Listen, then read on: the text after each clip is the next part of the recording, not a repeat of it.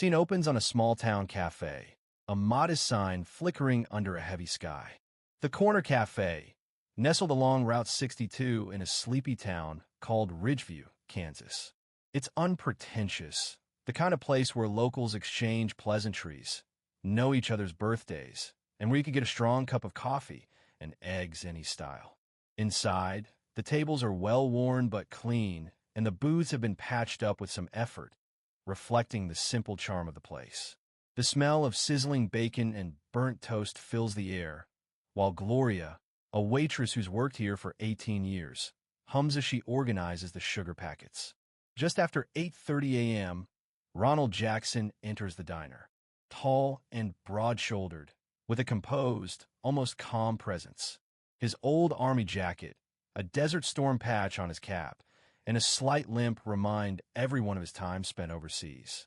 He moves toward a corner booth, where his longtime friend, Tyler Adams, is already sitting. Tyler, a Marine Corps medic, quick-witted, lean, and ever-sharp, sips on his coffee, scanning through old photos on his phone of his daughter's graduation. Ronald slides into the booth, smiling. "I thought you were going to bail on me, Tyler." Tyler looks up, chuckling. "You know me, I'm slow but reliable." Their laughter is easy, the kind that comes from years of friendship and shared history. They dive into conversation, discussing everything from the weather to their growing aches and pains to that one time in Afghanistan when Tyler used dental floss to stitch up a soldier's wound. "You remember Sergeant Smith's face when you poured that whiskey over the wound like it was rubbing alcohol?" Ronald asks, nearly choking on his toast. Tyler laughs again, shaking his head. "That guy looked like I'd just stolen his dog." The moment is quiet, peaceful. No bragging, no military stories to impress anyone. Just two veterans enjoying a much-needed break. Gloria walks by, offering to top off their coffee. "Keep it coming, Gloria," Ronald says, lifting his mug, and she smiles, moving on. But then, the door jingles. A tall man in his late 30s, wearing a sheriff's uniform, enters. His badge reads Sheriff Darrell Grant. No pleasantries. He scans the room, eyes immediately locking onto their booth as he heads over without a word. He pauses, standing over them, his hand resting a little too casually on his belt. Tyler glances at Ronald, who doesn't flinch, but his face tightens slightly. "Do you two gentlemen have IDs?" Grant asks, his voice clipped, almost robotic. Tyler raises an eyebrow. "Excuse me." "IDs," Grant repeats. "We got a report about two men loitering outside here.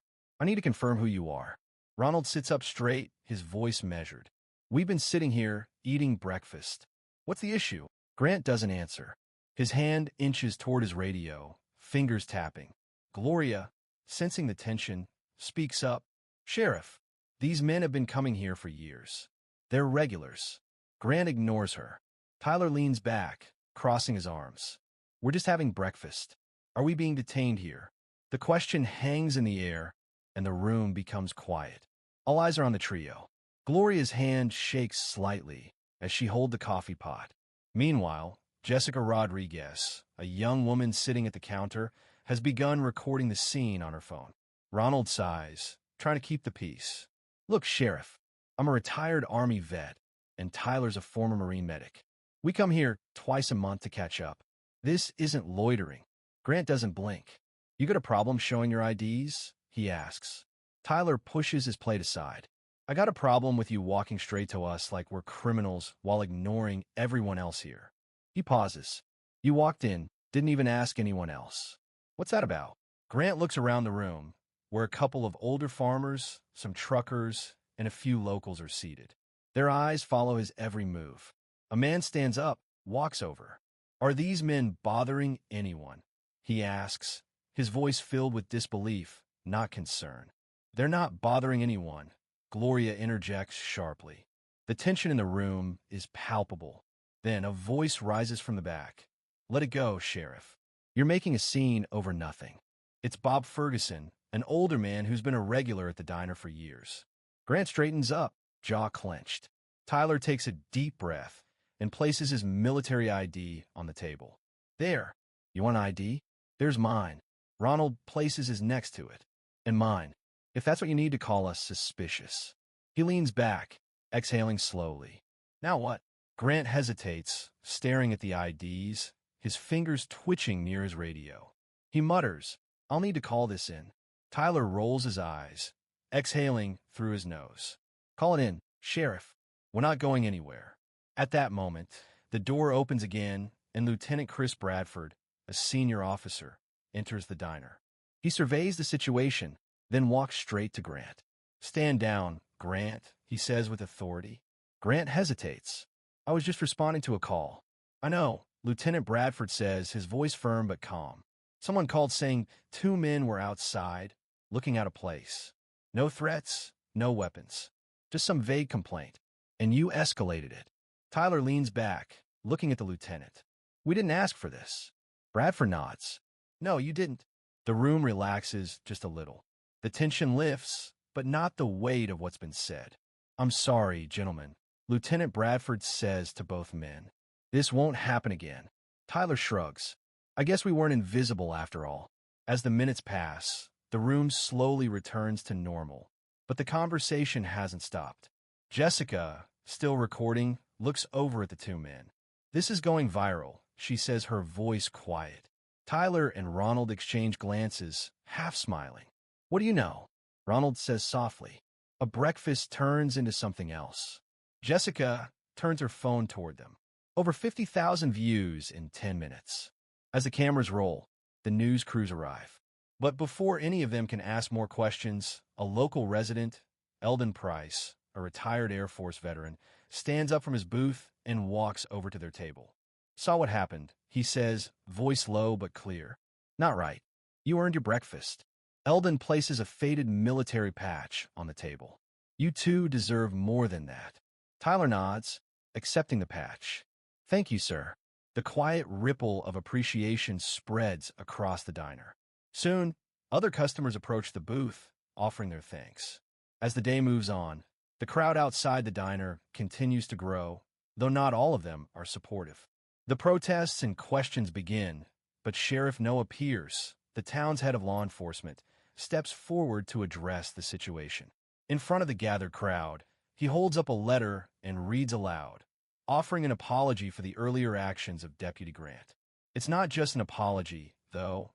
It's a commitment to reform, to better training, and a promise to address the systemic issues within the department. "You did not ask for this moment," Sheriff Pierce says, his voice steady. "But your actions today have reminded us all of the dignity, patience, and respect we should be giving to all our citizens." The crowd's reaction is mixed, but there's a shift. Some start clapping, others nodding, and the atmosphere lightens just a little. Back inside the diner, Tyler and Ronald exchange looks. "It's a start," Tyler says softly, taking a sip of his coffee. The camera crew leaves, but their work has already been done. The video is out, the conversation started. As Tyler and Ronald leave the booth, Tyler says, I didn't expect a plate of eggs to cause all this." Ronald laughs softly. "Life's funny like that." They exit the diner, leaving behind a quiet ripple of change in their wake. The story of their breakfast will keep moving forward, and the world may never quite be the same. As the door to the diner swings shut behind them, the world outside remains the same, but inside, something has shifted. What started as an ordinary breakfast turned into a powerful reminder of how far we still have to go in understanding one another and recognizing the humanity in every person, regardless of their background. For Ronald and Tyler, the fight for respect didn't end with an apology or an internet story. It was a step in a much bigger journey, one that demands not just accountability, but change. The conversations sparked today may fade, but their impact has already reached far beyond Ridgeview. It's a story not about 2 veterans at a diner, but about how we treat those who owe us nothing yet have given so much. As the world watches, we're reminded that the power to change starts with the courage to stand up and be heard, even over a cup of coffee.